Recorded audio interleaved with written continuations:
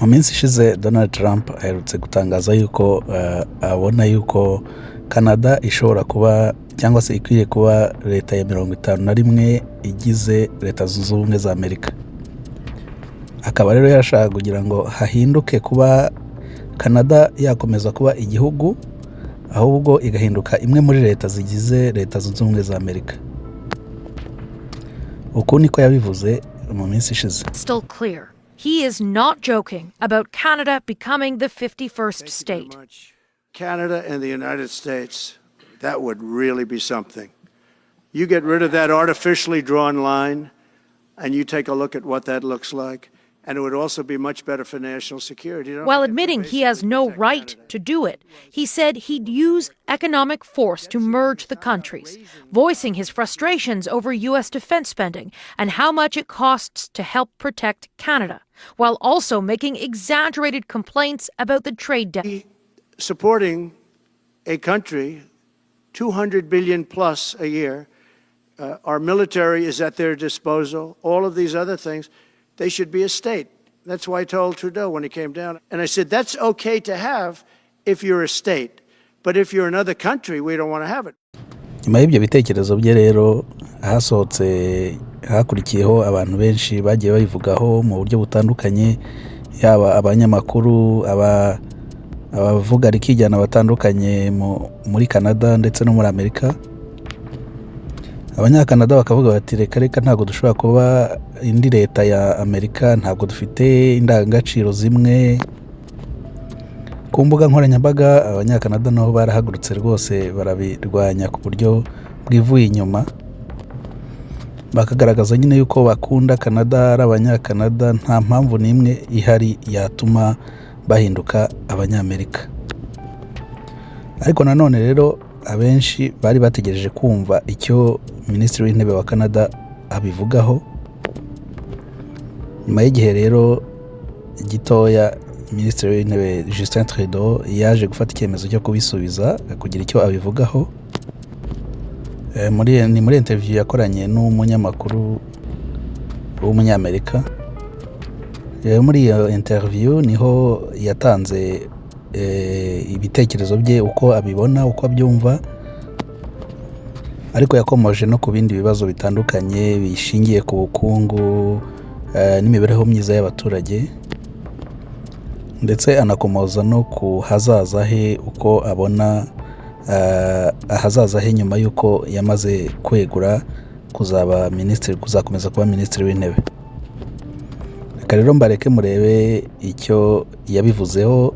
I disagree with my suggestion that it's a fraught relationship, but I think some see it that way. But I think one of the reasons is because Donald Trump is, of course, going to be inaugurated in just over a week from now. He has been pushing this idea of making Canada the 51st state. I know that's not something you've taken too kindly to, but how seriously do you take that threat? I mean, let's remember, I got to work with President Trump through his first 4 years in office, and we were able to renegotiate the most important trade deal either of us have, which is the Canada-US free trade deal, in a way that was beneficial to both our countries. And I know that as a successful negotiator, he likes to keep people a little off balance. The 51st state, that's not going to happen. It's just a non-starter. Canadians are incredibly proud of being Canadian, but people are now talking about that as opposed to talking about, for example, what the impact of 25% tariffs on steel and aluminum coming into the United States, on energy, whether it's oil and gas or electricity. I mean, no American wants to pay 25% more for electricity or oil and gas coming in from Canada. And that's something that I think people need to pay a little more attention to, and perhaps the idea of a 51st state is distracting a little bit from a very real question that will increase the cost of living for Americans and harm a trading relationship that works extremely well. It's not just Canada. He's talking about taking over Greenland and the Panama Canal, in addition to annexing Canada through economic force, as he said. Do you think is this bullying? Is it trolling? Or should we not take seriously his expansionist desires? No. I think we definitely need to take that seriously. I think from my very first conversations with him way back in 2016, he told me how much he admires Canada, how much he appreciates and likes us. So I think there is a certain amount of flattery in this, that he thinks that we are as great as we are. He's right. We are great.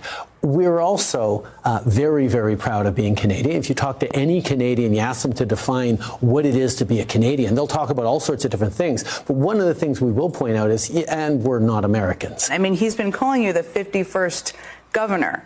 Do you take that as a compliment? Does that not bother you at all? How do you feel about that? I've been in politics an awfully long time. I tend to focus on the substantive things and not on people choosing nicknames for me. I mean, if I was that thin-skinned, I probably wouldn't last that long in politics. That is fair. You did make a trip down to Mar-a-Lago, and you did meet with the former and future president. What was that like? Tell me about that conversation. It was nice to reconnect with him. Obviously, we had some good conversations about what we were going to be able to do together. He very clearly expressed what he had talked about in his tweet a few days before, that he has concerns about the border between Canada and the United States, particularly around migration and around fentanyl.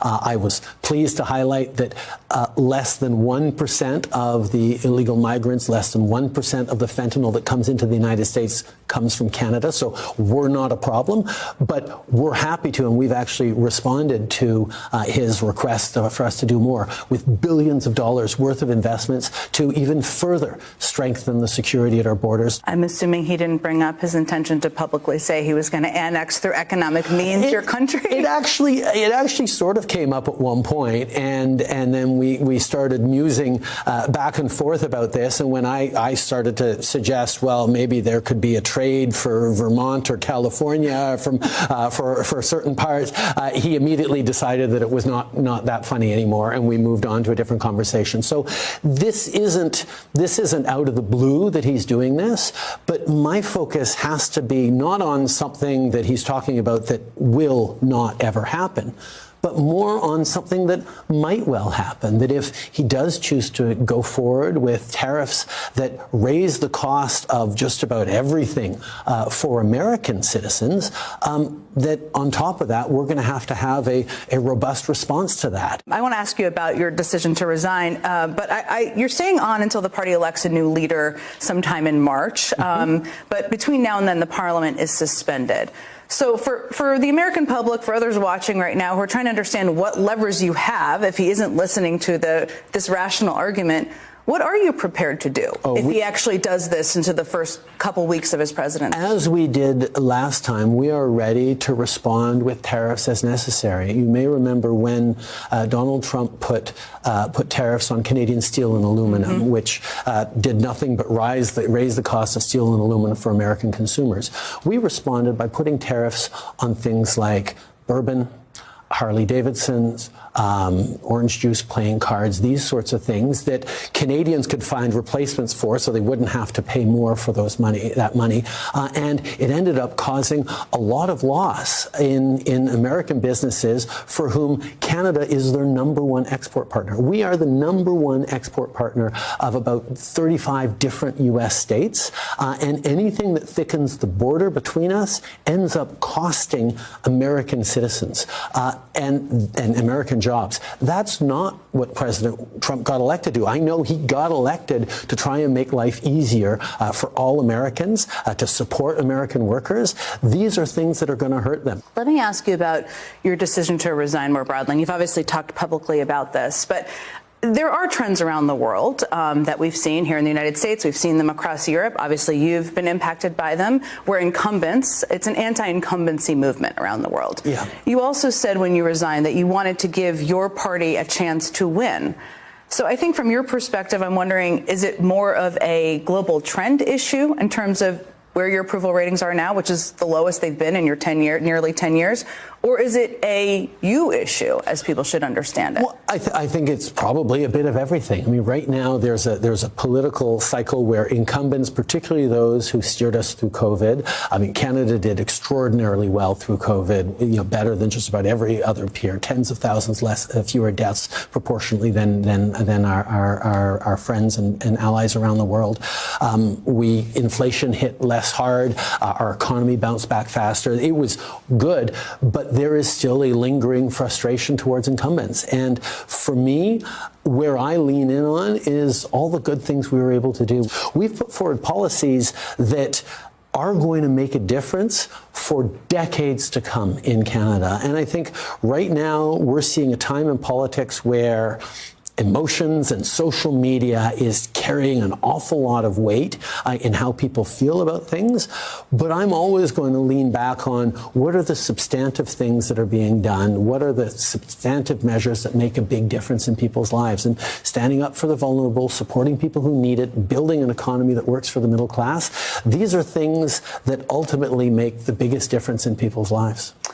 One of the challenges or the things the Democratic Party here in the United States has been grappling with post-election is this critique that they're out of touch with the public. And that's one of the critiques of the Liberal Party in Canada as well. You've obviously made a decision to resign. Are there any lessons that can be learned from your time and what you've experienced for people here in the United States, Democratic Party? One of the things that progressives, whether they're Liberals or Democrats on either side of the border, need to remain focused on is cost of living and the economy. We're projected to have the fastest growing economy in the G7, even faster than the United States next year. These are things that we did because we made sure that there were fewer barriers for minorities and women and vulnerable people to participate in the workforce. That's an economic narrative. That's understanding that you do better when everyone has a chance to contribute fully. But you can easily turn that into a woke argument that says, oh, you're just, working for minorities and women and you're not taking care of the economy. Well, the capacity of the political right and, quite frankly, social media to gin up that kind of dynamic and fall into culture wars and divisions that actually don't stand up to the hard economic truth of the growth we've been able to create in Canada is part of the challenge we have. And that's part of the challenge we're facing as a world right now, where people are very much in a place where affordability, where reasonable answers, where medium and long-term policies aren't what they want to hear about. They want things to get better right away. And you do have people promising to make things better right away, which is very attractive sometimes, even if the ability to do that isn't always clear. Before I let you go, you've been the Prime Minister for nearly 10 years.